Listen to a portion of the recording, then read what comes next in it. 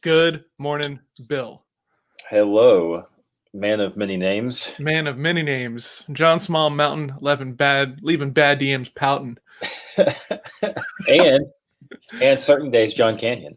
That is true. So earlier this week, Jake was like, "Hey, let's find some time to go over the framework," and I said, "Okay, cool, would love to do that."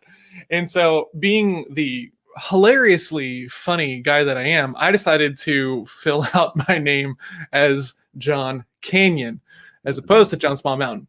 Doing this whole take on the reverse would be funny. And yesterday, I get a message, and he's like, "Hey, man, are you too busy to can I get 30 minutes?" And he's like, "I'm not trying to dig on you." And I was like, "I did book on your calendar." Maybe my attempt at being funny was too much. I felt like John Hill going, "Who is this on my schedule named John Canyon? I don't think I know a John Canyon." And so I go to LinkedIn and I'm like searching up John Canyon. Did I spell that right? Yeah, I don't know any John Canyons. So I guess we'll just see who it's going to be. Maybe I'll mention it on the show.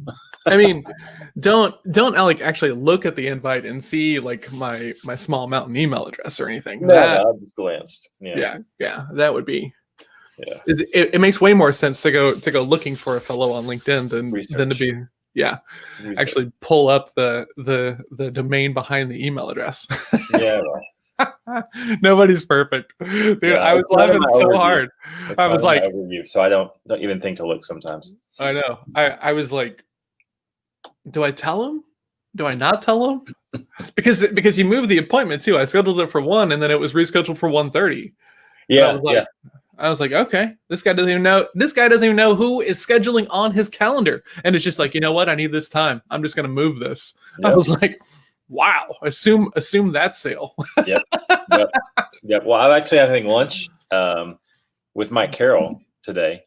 Oh, Mike Carroll, yeah, guy. And it's at noon, and so I haven't found any really elegant way to schedule, leave my schedule open on my scheduler so that you have enough time between appointments necessarily all the time. Like, obviously you can have buffers and different things like that, but I have a specific time frame. I normally leave my calendar open during the day.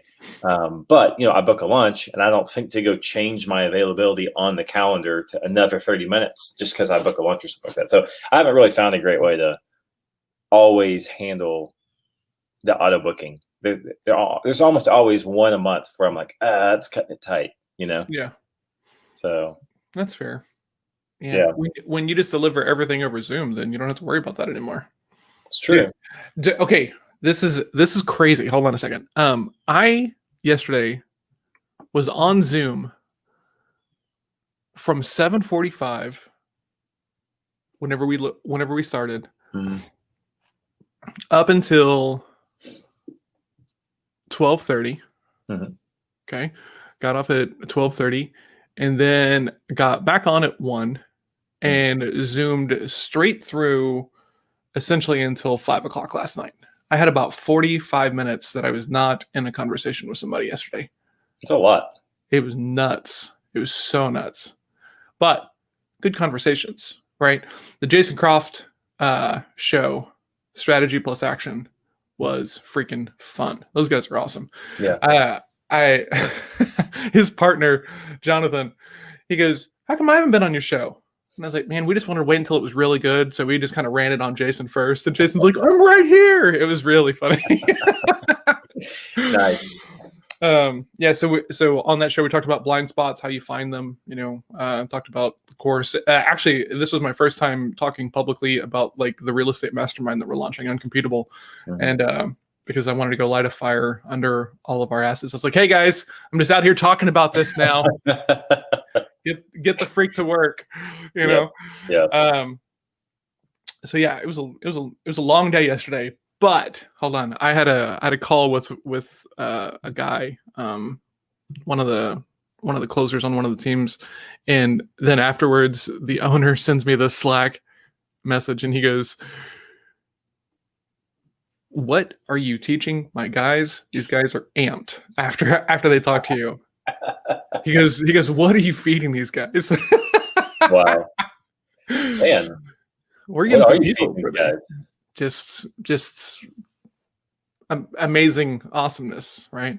No, I don't Welcome, know. given. I'm looking for Just good mindset stuff, right? Just good mindset stuff. Okay. Good morning, Mike. Good All right. morning, Michelle. Michelle is working her way through that course. She sent Melissa a picture of it the other day. It was pretty funny. Really? Oh, And yours. yes, good morning, Lindsay. Hello, hello, hello.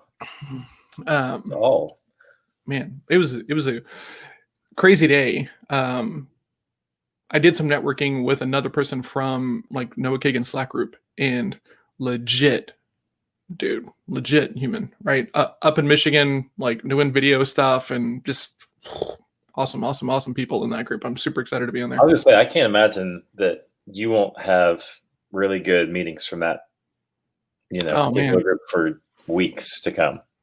everybody in there has been like epic. Like one of the guys that I met with earlier this week has a project where Uriah Faber, who is a UFC fighter, is a co-founder on it. So they've done stuff for like UFC, and I'm like, okay, awesome. Like this week has been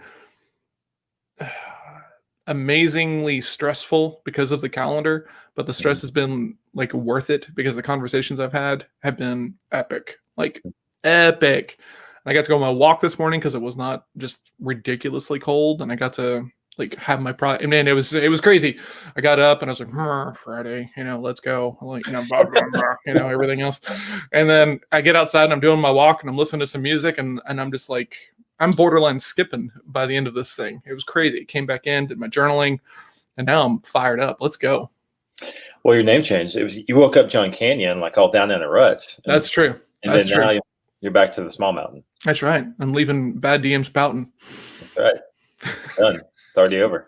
I was gonna put I think I went for a day with something like this on my LinkedIn like profile. Essentially, like if you send me a bad DM, I will make an example of you. Mm-hmm. And I was like, that's not really fair, because then people won't send them to me, and then I won't have anything to make fun of in the Sherpa newsletter, which is relaunching in January, and is going to have a section about how to DM well versus how to DM badly. And I'm going to be putting examples of bad DMs, copy and paste crap that nobody wants, nobody is interested in. And then I'll also share examples of good DMs. So, and good conversations that are based upon relationships and, equal understanding, and not crappy pitch fests. Yes. Have you seen that Facebook ad that says "Stop pitching me in my DMs," like on the big cardboard sign? I've not seen that ad, but that's funny. It's really good. It caught my attention. Yeah. And his stuff was pretty decent, but I did not sign on the dotted line with him to not partake. Even get on his email list, honestly. But the ad was really good. Yeah. I mean, not good enough, apparently. Well, no, the ad did the job. I dove in. That's all the ad's really supposed to get me to do, is dive into his stuff, right? Okay. So why didn't you sign up? What was missing? Was it market misalignment? Possibly. Was there not enough value in that ad and the stuff that you read, bro? I just wasn't convinced that he could deliver. No, that's fair. I will actually almost get on anyone's email list that has an interesting concept. Yeah. If they can clearly explain to me their concepts, to go, this is what we're trying to figure out here, this is what's working, I'll get on your email list just to see it in motion. But if you can't convince me that you can actually do it, yeah, that's where I draw the line anymore. It's like, that's fair. Nah. I see one, and what they do is they'll go in and they'll look at different kind of like social media stuff, and they'll kind of talk about why it's good, and they've got these arrows, and this is good, and this is what this is, and I like all that stuff, right? Because when you read it, right, it's super easy to fall into what they're trying to get you to do, which is just like looking at this emotionally, so that way you want to have a conversation, right? So the arrows and stuff like this and the breakdown allow you to kind of take that step back, at least for me, and be like, oh, that's what they're doing here. That's what this is. That's what this is. And then it gets easier the more you do that. I think we talked about Billy Gina's marketing. Like, he had all those ridiculous ads forever and ever, right? Yeah. And he's retiring, but I figured out what he's doing now. Oh, what is it? I got him updated. I've seen the retired ads. Is it I'm starting all the way over? Is it one of those? No, he is. I mean, technically retiring. I mean, sure, he's creating a software. Of course it is. Finally, So I'm like, okay, finally, here it is. the agency wave is tapering off a little bit, and everyone is now hopping on the SaaS bus, right? Moving into products. Yeah, Moving into actually, there's also product. another ad that I actually really like. I actually believe in this. This is something that I did, which I stole. Which I say this all the time. My best stuff stolen. It always is. This is Hey, back. hold on. Stolen and adjusted. Well, it's updated to be It, even better. new and improved. New and improved. Sham wow. Hey, you got me, camera guy? I don't got all day. So back in like 2012, one of the tricks that I stole was you could create like a product of sorts for your website, like a tool is what we call it. Create a tool for your website. One of the ways that you can think about it is back in the day, if there'd be a mortgage calculator, like on a mortgage site, if you wanted to try and get a payment, they would even have little payments there, so you get your payments, and you can just click in your credit score, whatever. You put little digits in, and it would come out and say, "Here's your payment. Are you ready?" Click. So those were really great for SEO because people would come to your sites and people would share it. They're like, "Oh, this is a cool tool. Hey, go use this." And you get all these natural links, right?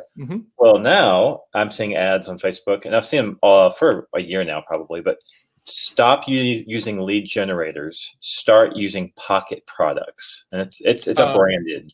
I've seen that ad. But it's a smart ad because, like you said, we talked about this. There's a little bit of fatigue around. There's a lot of fatigue for some people around lead generators, and it's like a new way to create a lead generator. Surprise. Well, yeah. It's kind of crazy when you look at like the Sam Oven script versus the Dan Henry script versus the the next 7 people scripts, and the sales script is exactly the same. Like it is correct, and this is baffling to me because none of these people who were telling you to sell this way are even having the conversations at all, right? And when they are having the conversations, because maybe like a top tier kind of offer, there's already so much trust that they don't have to do any of this stuff, so they have no idea if this stuff like actually works, right? And it bothers me a lot, obviously. So what can you do? It's one of those things where I think the guys that are really successful at it probably are the ones that do the work at the beginning. I mean, they probably had all those conversations, and they've used the scripts, at least a foundation of the script that they're selling. But you're right. I mean, but that's the point, though. You're trying to get out of as much work as possible and focus on the things that you really care about or are skilled at. So I don't blame them. I don't blame them for it. All right, I have this open loop in my head, and I need to like talk it out because I sent it to you and you did not respond to this. Okay. So there's a woman on LinkedIn, right, who we both know, right? Yeah. And she did a video earlier this week, right, of her talking casually, right, about whatever she's talking about. I didn't actually turn on the volume to listen to the video because in the video she's wearing a hoodie. Okay. Hold on. Let me get there. And it is zipped up to about here. And then, this happens in the video, right? And this is what's happening in the video. There's no shirt on under the hoodie, right? So it's just this bare shoulder thing. Yeah, exactly. And, there's a lot of women on LinkedIn who get like some truly terrible DMs and outreach from guys because some guys are just terrible, and then you add the whole distance of the keyboard and makes them more terrible. And I don't know, man. I was kind of like, I felt like she like this woman specifically was like one of these people who was not like turning to that kind of stuff to get traction.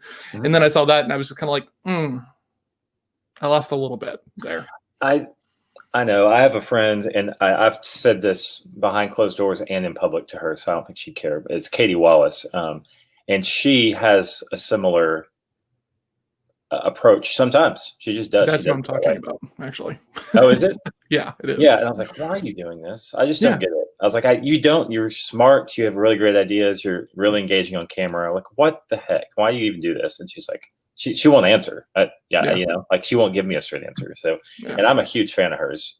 Still, she actually interviewed me for her podcast. Yeah, you mentioned that. I'm going to be on it. It'll be upcoming soon. She hasn't told me when the date's going to be, but man, I know I gave her so much crap for on Instagram, going and swimming like bikinis and stuff, where she was traveling, and I was like, "Oh, Katie, come on." But to each their own.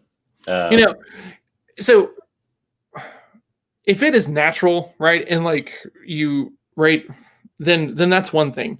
Never, ever has like this been the natural thing, right? And we know this obviously because in Robin Hood, Prince of Thieves, right, when the sheriff of Nottingham is in the room with the woman, and the other person comes in, and she goes, "Who?" And he goes, "Who told you to cover up?" Right? Yeah. Yep. Great line from a great actor who unfortunately has passed away.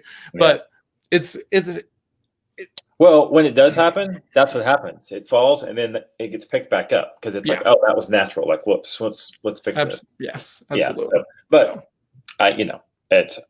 I shouldn't judge, but in your head, I know, yeah, right. I'm trying to withhold judgment, right? But it's like, man, that's so intentional. Like, there's no way you just happen to do a 5-minute video because, I sat here for 2 minutes. I sat here for 2 minutes before we went live trying to comb all of this thing down so that way it's not the tumbleweed that it normally is, right? So, yeah, Yeah. Do you think it works for her, Bill? Michelle, define work for her. Yes. I've been working with Jake, guys. He's pushing back. I'm gonna look dogging because she's whining. So okay, yeah, go do that real quick. I guess if it works and you're okay with it, then go do your thing, right? Like I don't really mind that you're using what you have. I am just concerned that later on, when your DMs are getting just smashed with a bunch of guys who were like, "Oh, let's not talk business. Let's go have a drink," and all this stuff. And then you're going to be mad about that, right? And then you're going to be all up in arms about how you're getting inappropriate DMs on this business-to-business platform when you were the one who was doing a video with an intention that kind of puts that into play, right? Or wherever. Or wherever. Wherever. I mean, to me, it doesn't matter. If your brand's your brand, and I think you be your brand on all the platforms. So, I mean, I get that LinkedIn's supposed to be more professional. So I guess we'll never really know. I don't know what kind of revenue she's doing. I don't even really know what she's doing now. Yeah, she's still doing consulting for sustainability for large corporations. Levi, you're the only one asking, buddy. Yeah, that's the wrong type of lead for me. Michelle just wants to see me in a ponytail. Levi wants to see me without a shirt on. Apparently, it's getting really weird over here. I'm gonna be a Chippendales dancer like next week, like a bad one, but as long as you're Swayze and not Chris Farley. There's no way I'm Swayze. Well, you're not Farley either, so that's there's room in the middle. That's right. I don't know. Michelle, I'm pretty good friends with Katie. I'm not sure if she gets what she wants out of that to be true. I don't know. Well, okay, so let's ask this question. Do you think she does the same thing if she's making $15K per month? Like, do you think that she still gets on that camera and is like cautiously like shoving that thing down on the shoulder? Dude, we are about to dive deep down the psychology wagon, the well of psychology. Yes, because it's a choice around your identity. It's not it's not like whoops, I'm going to get leads. Whoops, it's like I feel like this is how I have to look on camera to gain the attention I need. Well, okay, but yeah, so what I'm saying though is that once you have that attention, do you then start to like do it differently? Do you stop trying to be, the lifestyle marketer, the the scantily clad person because you now have some success and now you don't have to do that stuff anymore, right? If this is part of your personality and this is just who you are, because you just can't help yourself and you don't think about that stuff. I'm not saying that you should go do anything else. If you're doing it to get attention and to get eyeballs, right? That to me is problematic, especially if it's not like something you're going to be doing consistently, because that means that you're doing it just to get attention. So and there's gonna be a disconnect between the people who see this thing and the people who actually come on board and work with you. Yeah, because they're probably expecting something. They're probably delivering Do something you else. know Joy McAdams? Have you seen her on LinkedIn? I'm I sure have you have. not. Oh man, holy cow! She's like, you remember, Michaela Alexis? That name sounds very familiar. Yeah, she's like, she's one of the like super, super, super, super popular on LinkedIn people. Joy Hmm. McAdams is. She's massive, massive. She's not quite Shea Rowbottom, not quite that level. I don't know who that is either. Oh my gosh, It is yeah, crazy how many different, because like I think of you and me like essentially running it in the same circles, but I mean in the Venn diagram, right? yeah. There's overlap, but there's also Well, that's good news for this is me weird. This because it means LinkedIn's it's not actually doing. doing something with their algorithm. That's fair. Well, okay. So the point is like, so for Joy is a lifestyle type marketer, but she lives every single bit of it. Like all the Right. things she puts up, she's a triathlete, so she absolutely lives every single bit of it. Katie's the same way. Katie is pretty much the same everywhere, all the time. I think the shoulder thing that we're talking about is a calculated version of that, but it is absolutely what she's like. Like, Okay. So All right. Yeah. Just I'm just waiting for the post like next week. I can't believe all the bad DMs I got from people who saw this video. Yeah. That reminds me of the Dave Chappelle bit. It's an old Dave Chappelle bit. When he talks about women dressing like hookers and guys wanting sex. And then he says, it's like me walking around in a police uniform in a riot and somebody running up to me and going, help, we need help. He's like, why are you asking me? Like, well, look how you're dressed. Oh, no, I just dress like this. I'm not going to do anything about it.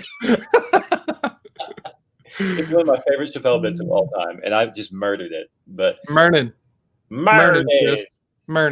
Yeah, I murdered it. You should go watch it. It's hilarious. But okay, it's the same idea. Like it is the same idea. Yeah, you put it out there enough times, it's like people expect things, and if I dress like a police officer, people are going to ask me to help. Yep, they are.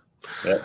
All right, and enough of that. I just need to talk about it to like try to figure out like how I was thinking about it, right? Like I vote. It was so funny. I was talking with Jeremy yesterday, and I was talking about this call that I had on that funnel, and I didn't, we left that I don't know, but it was a good call, and I was kind of talking through, and he goes, "Oh, I just got this."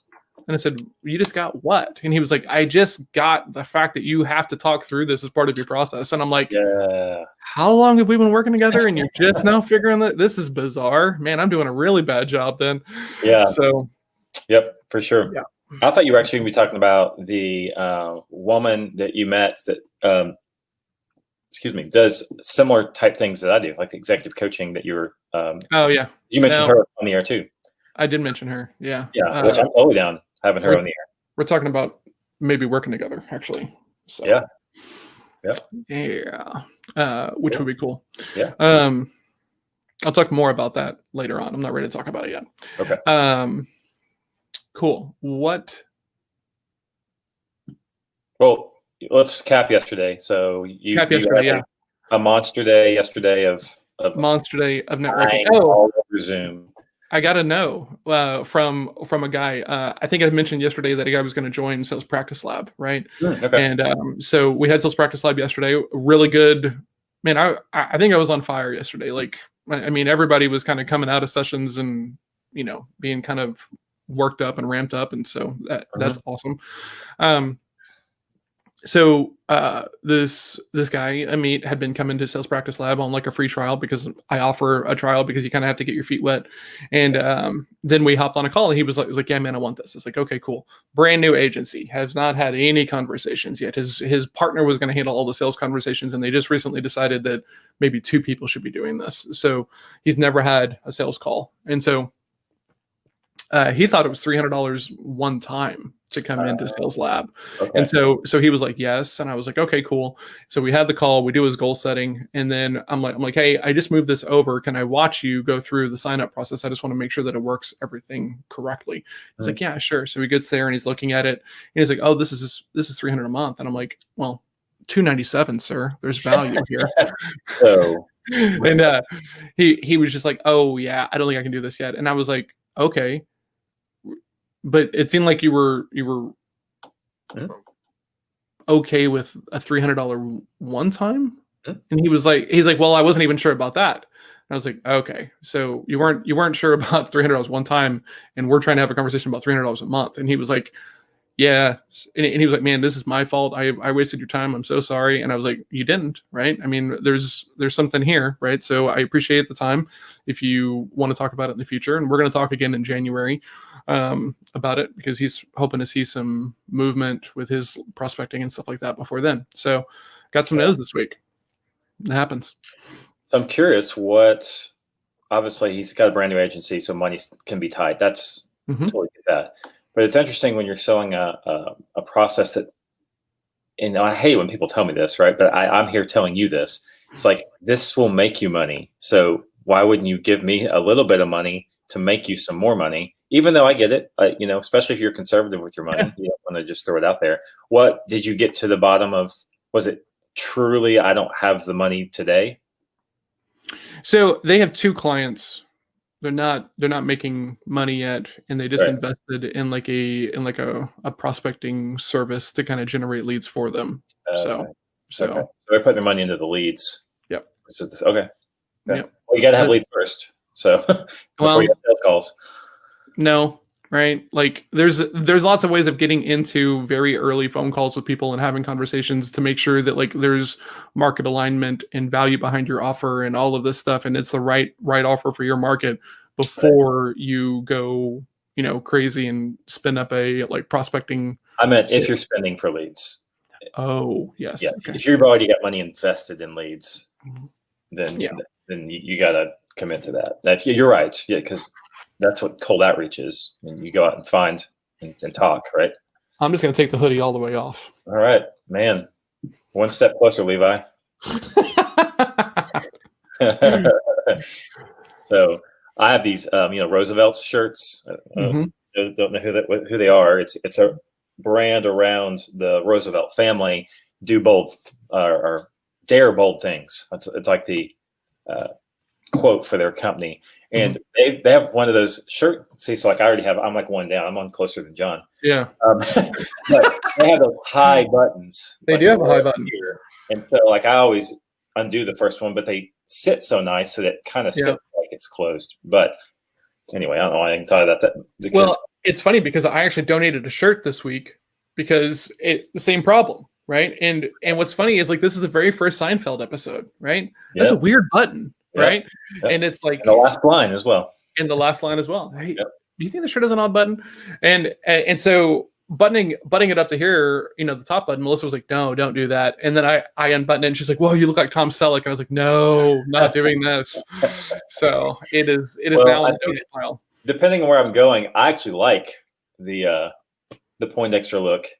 You know, like you got a good neck for that though. Like the neck with the beard like makes that look really good. I had no idea. I'm gonna put that on my my board of compliments to make me feel good for the day.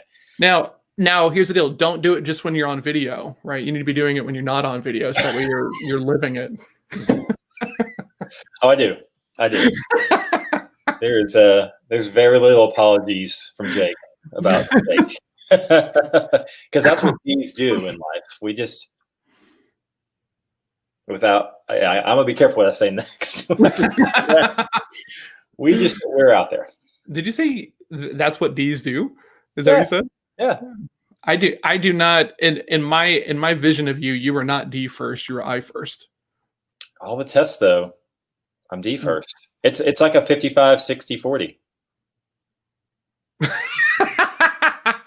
55, 60, what? 55, 45 or 60, 40. Like it's not just a percentage, you know, it's 5 to 10. No, I get that. So okay. Yeah, I don't know. I don't know if you've taken my disc assessment. I haven't actually. You have not. Because your disc is different than the other discs, right? Well, so the assessment that we use as part of the throwdown goes for so long that you repeat the questions. So if you're trying to game it so that you land a certain way, it'll kick you out. And I know because I've tried to do it. I'm like, cool. I'm gonna go through this test and I'm gonna score as a D, and then it'll come back and be like, your answers are inconsistent. Please try it again. Mm-hmm. right? Because like it's really hard too. Because I was not trying to game the system. That's why I've taken multiple tests to make sure that I get that same results multiple times. Yeah. So I don't know. It's you and I, because we sit here. I think largely because you and I just like jacking around, not working. Yeah. I think that's why you see more I, right? Because the rest of the day, I'm pretty like let's get to this. Come on, I'm done with but hold on though, right? Like that could be learned adjusted behavior, like just like this is learned adjusted behavior for me. You know, it's true. So it's true. Well, we'll go 50-50 and just 50-50. Okay, but we're gonna go 50-50 ID. Not okay. Fair enough. Right. We can fight about it if you want. Nah. I don't care. I just am. You know, just. How was the writing yesterday? How's the writing for the week going for you? Not as well as I'd hoped. I had one really good day, right, where I just knocked it out of the park. And what does knock it out of the park mean? What's that? How are you measuring knock it out of the park? I was gonna say, like, I'm readjusting my levels of satisfaction with the writing, because if I don't write a lot, that my initial response is I didn't do a good job, right? But that's not the idea. The idea is to get in there and write something, and have my head on nothing but writing. That's the whole reason I'm trying to do it every day. And so I killed it, meaning I wrote a lot. I'm instantly like bringing that back in, I mean, so I've written every day. That's the Pressfield thing, right? He talks about it in the War on Art, which I'm reading right now, and it is freaking blowing my mind. I'm loving this book actually, because he's like, I don't care if it's good. I just needed to do the work. Right. And so if you are listening to like me and Jake, as we talk about this stuff and frame your goals around the parts that you can own, like that is a huge kind of example of that.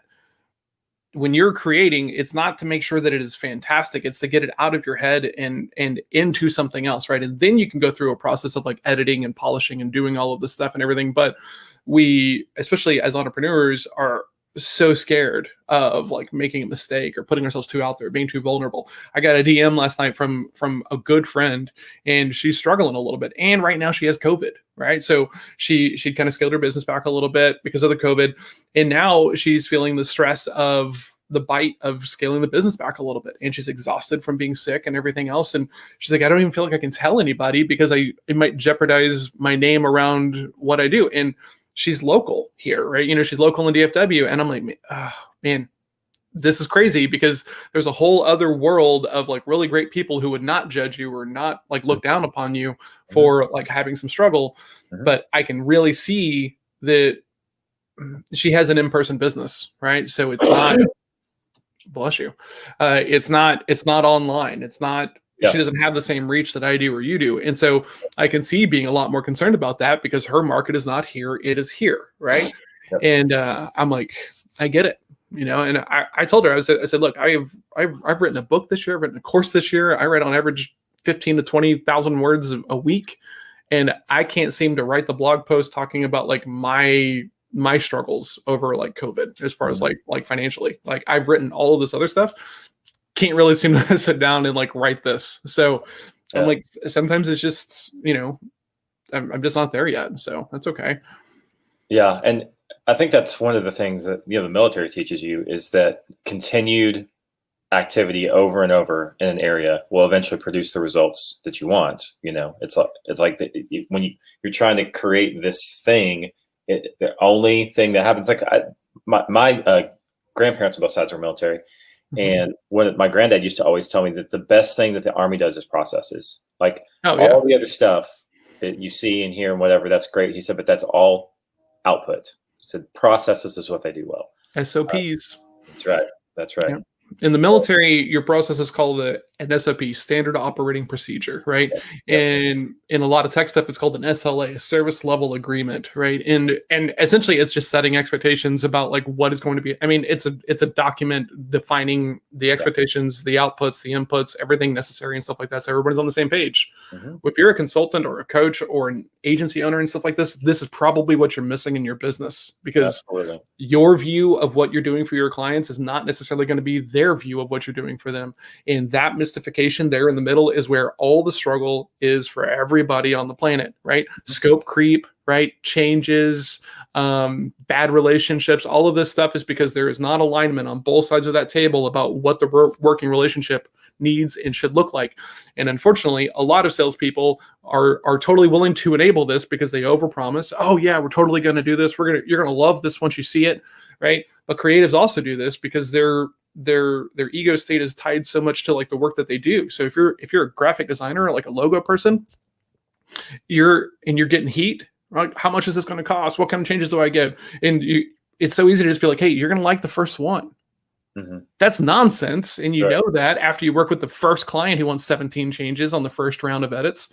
But for some people, you just have to go through that, or you find a coach who has gone through it and can help you through this stuff, so that way you can plan proactively. But all of that starts with being detached from the outcome of the sales conversation, right? If I know that I can do a good job within three rounds of edits, I need to have a conversation with them. Jake, I'm curious, how many rounds of edits are you expecting as part of this process? Just that I can be on the same page with you. Well, I want 17. Thanks for letting me know. I've got a small concern. Can I share it with you? If you want 17 rounds of edits, we might need to be talking about a higher level of engagement. Do you think it would make sense to talk about that? Or do you think we should talk about the package that most people are okay with? They get to make the decision. They're in charge of the conversation. You know exactly where you are in that moment, right?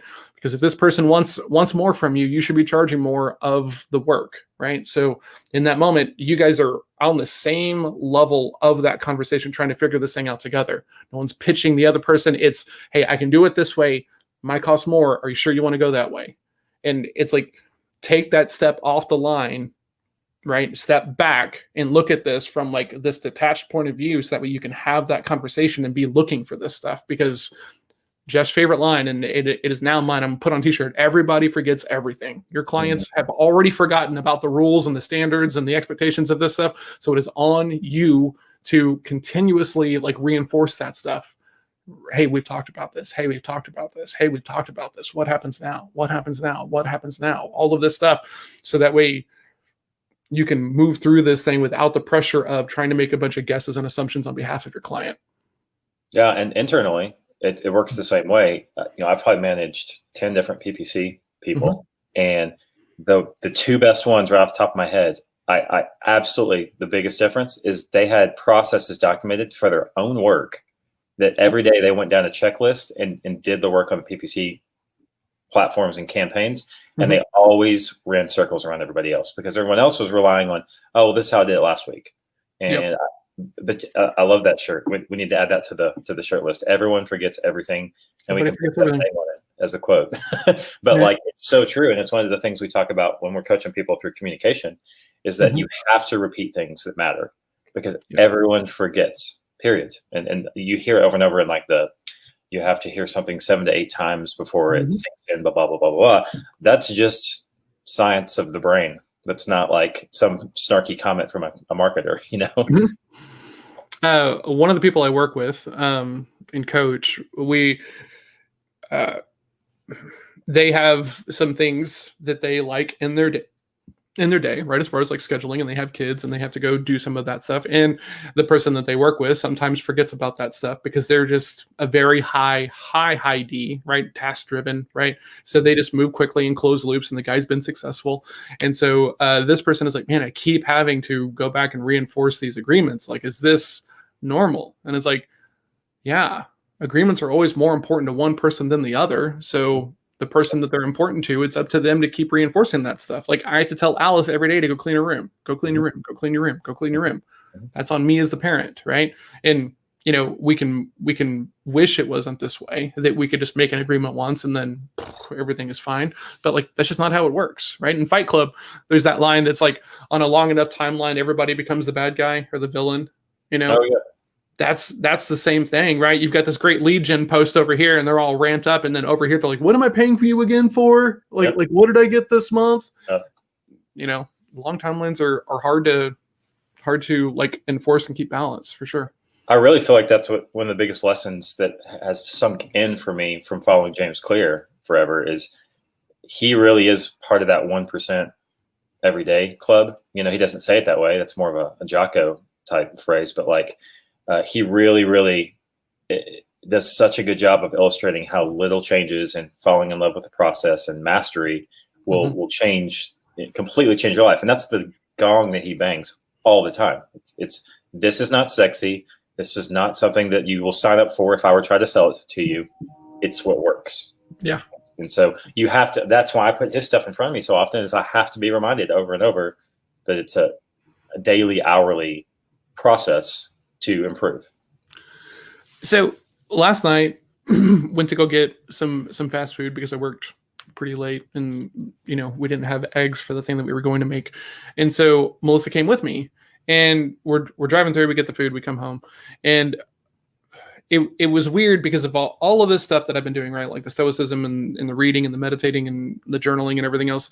And like I'm sitting there and there's a person standing outside who's taking the orders, right? And it's cold. And I was like, man, I bet that it's cold, and it's just colder the longer you stay out here, And I have this like kind of rare for me moment of like empathy, right? Because normally what I do is I would just say, man, that sucks for you, right? Like that, and it's not intentionally cold. It's just like how I think about things, right? Hey, if this sucks bad enough, you'll go find something else to do. Right. But it's weird because like the shift this year has been like kindness, right? By like forceful, like it's easier for me to put myself in the shoes of other people all of a sudden, which is very bizarre and like kind of crunchy to talk about them while being uncomfortable. Yeah, practice, right? Does it? Yeah, practice, right? So yeah. I think that the shift from like, I think that's still true. Like if you don't like it enough, you'll go find something else. But today still exists. That's still there. So that's where the empathy comes in. I think once you hop that fence, you're like, oh, both can be true. Both I think you should go find this if you don't like it. But I really do feel bad for you today because you're still having to live it. Yeah.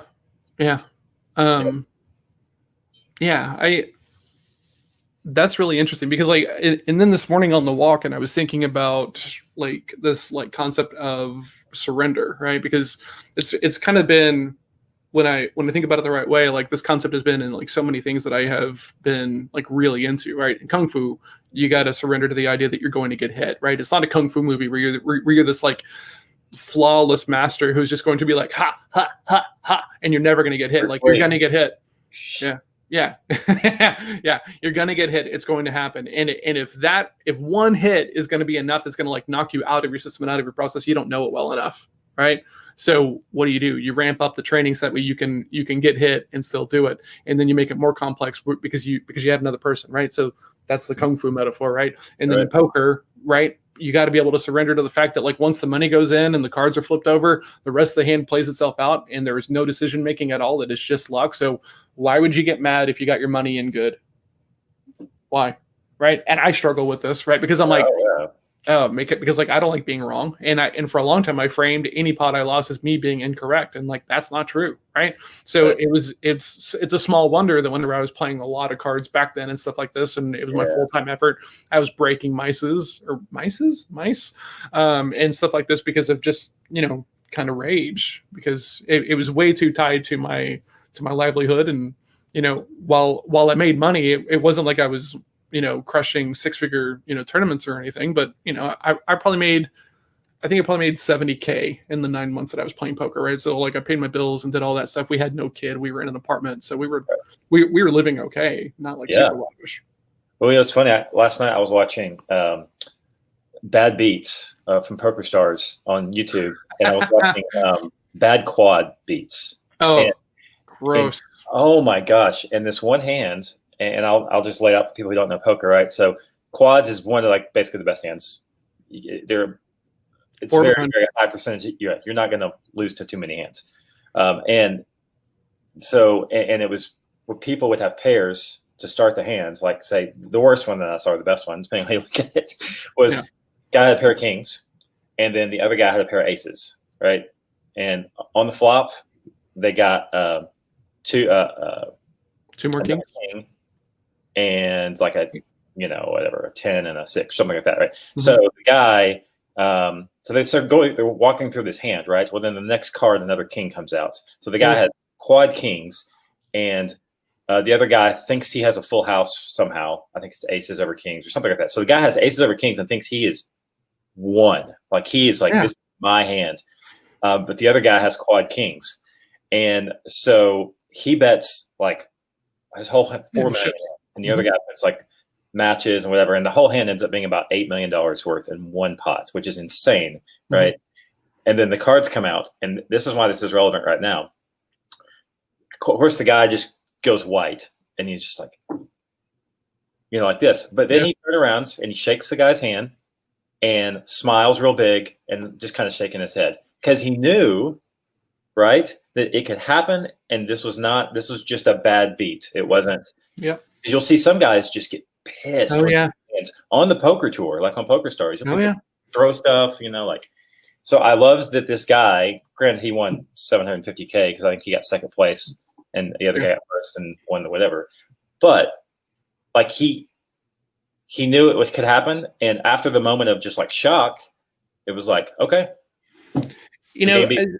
I fell in love with poker in the poker room, whenever Chris Moneymaker won the World Series and then everybody jumped on it. And then thankfully, I played with a group of guys every Sunday for, 5 or 7 years. Right. And some of those guys were taking it more seriously than others and gambling at higher levels. And so I learned a lot. And there's a thing called a cooler. Right. And a cooler in poker is just a hand that just plays out in a way that you're just going to lose your money because like the math tells you that you're supposed to be doing it that way over and over and over again. And there's not anything you can do. I was playing a tournament once. I had pocket eights. Another person had pocket tens and another person had pocket kings. Right. It comes king, 8, 10 on the flop. Right. The first 3 cards, we all hit trips. We all go broke. Right. we all get our money in there. And then a 10 hits on the river. Like, on that kind of board, and all the other dynamics that we won't get into here because they're just way too inside baseball. Like no one in that hand is ever folding, right?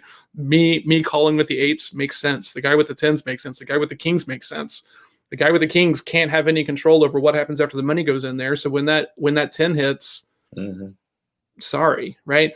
And the thing about like TV poker is everybody wants that big emotional outburst because it's good TV, but like true poker players hate that crap, right? There's a level of etiquette in poker that like doesn't come across on TV, but you're supposed to take that thing in good grace, right?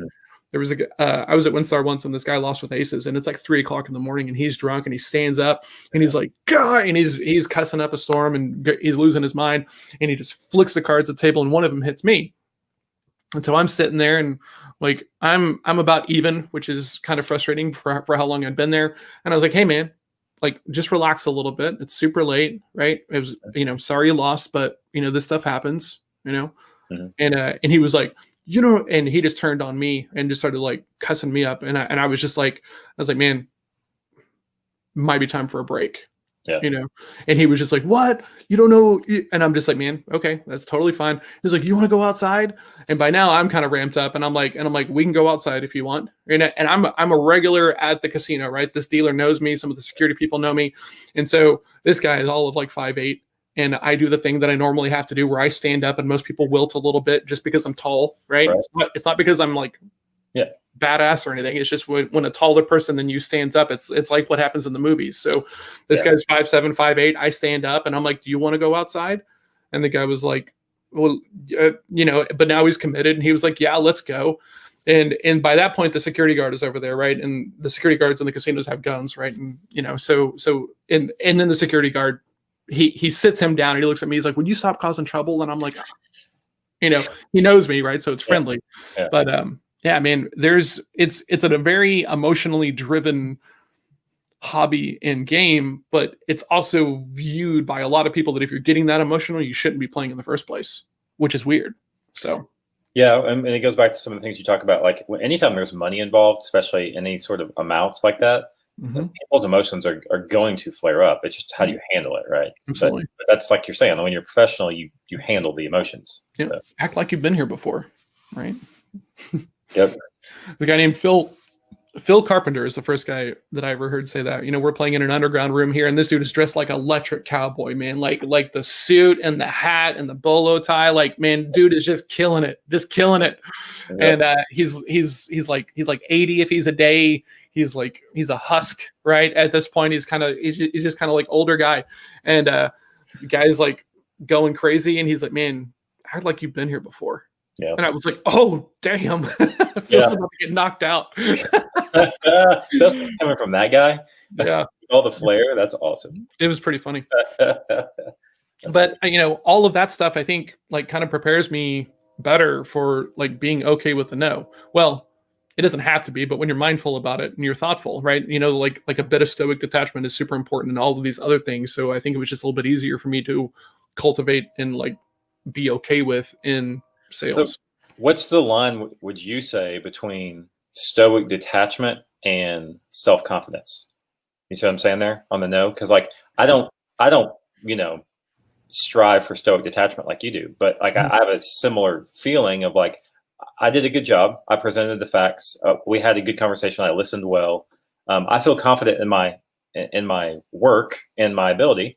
I can always get better, but, like, I'm okay. I did a good job, like, you may call that stoic detachment. I don't in my head. I just call it confidence in, the practice and the work and the.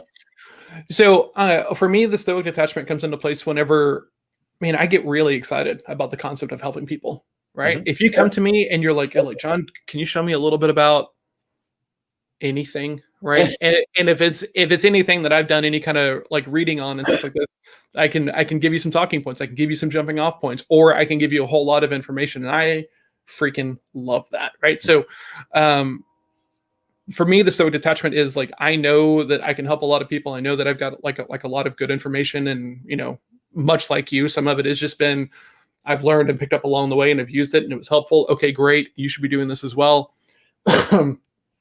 But the stoic detachment for me shows up as, like, I can't make them want this. I can't make them want all of this stuff. I can't make them say yes to this, right? I can't make this guy that I was talking to yesterday see enough value of, like, putting the money in when he's in a tight, bad spot. And here's the deal. I don't want to put him in that spot, honestly, right? Because I know that if their revenue is, like, under, whatever it is, and they're carving out $300 a month to me, that's going to put more pressure on each individual one of the conversations that he's trying to have. Mm-hmm. And then the whole thing breaks down, right? So it's a matter of, I know I can help you. You have to know that I can help you, and you have to be willing to put in the work, right? So before, I would just get really ramped up about, I know I can help you. Why aren't you letting me help you? And now it's, you're not ready. You're not, and this was me for, like, a very long time. Like my first sales coach, he's still my sales coach, is he was trying to get me to journal for years and years. And I'm like, nah. And then finally I start, and then it took some time, but now it is the thing that it is. And I talk about journaling all the time. And one of the guys who I coach privately, he's like, I don't know. And I can be the guy who says, no, bro, you got to journal. Mm-hmm. But if he goes into it with that, this doesn't work. Of course, it's not going to work. Right. Sure. Yeah. Okay. That makes sense. I guess I haven't processed that enough for myself to really have a good answer like you do on at least labeling it, right? Because if they don't want it, I used to be like, why? This is so good. Mm-hmm. And now I'm less. Don't you want better lead? Don't you want? It's better. How can you not see this, bro? Exactly. Well, it's cheaper. If I can save you $1, you wouldn't want to have a conversation.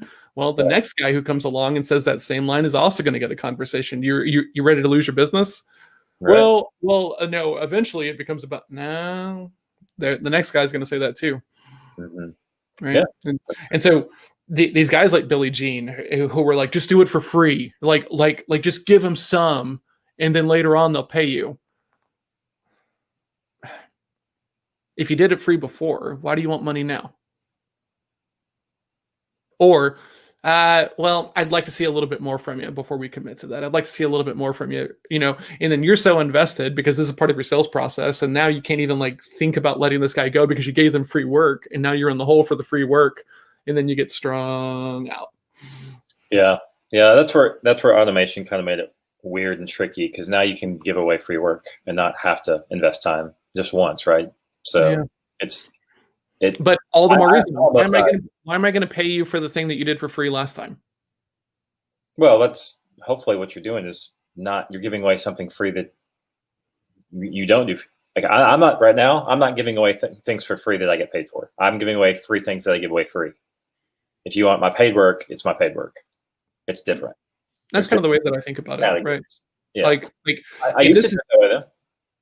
If this is just like information, right, and you just need a different way to look at it, okay, that's free because I probably got it for free from a book or a podcast or somewhere else, right? And then I've used it. If you need me to like come in and be creative or hold you accountable or like coach you and stuff like this, then that's where we got to open the checkbook. Back to your time and intellectual investment, because I give away videos that can answer a problem that you have come up on a quiz as needing or things like that, because that's just information I'm transferring from somebody else I learned it from, and here it is. If you want to fix your problem yourself, do it. Here it is.